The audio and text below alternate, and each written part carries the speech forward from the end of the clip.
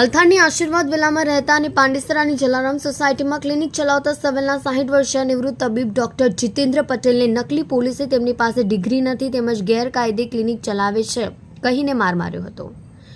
છાપાના પાને ચડાવી દેવાની ધમકીઓ આપી 4.50 લાખનો મુદ્દામાલ પડાવી લીધો હતો, જેમાં 1.5 લાખ અને 2.5 લાખના સેલ્ફના ચેક અને લેપટોપ સામેલ છે. ઘટના વિશે તબીબે એક મિત્રને જણાવતા તેમણે તપાસ કરાવી હતી, જેમાં તોડ કરનાર નકલી પોલીસ નીકળ્યો હતો. ડોક્ટર જીતેન્દ્ર પટેલની ફરિયાદને આધારે પાંડેસરા પીઆઈ એચ.એમ. ગઢવી અને ટીમે 37 વર્ષીય હિતેશ પ્રવીણ પટેલ હજીરા, 24 વર્ષીય હર્ષિત અતુલ દિહોરા અડાજણ, 34 વર્ષીય રાજેન્દ્ર વાજા અડાજણ અને 27 વર્ષીય ધ્રુવાંગ સૌનૂર ઓલપાડની ધરપકડ કરી મુદ્દામાલ કબજે લીધો છે.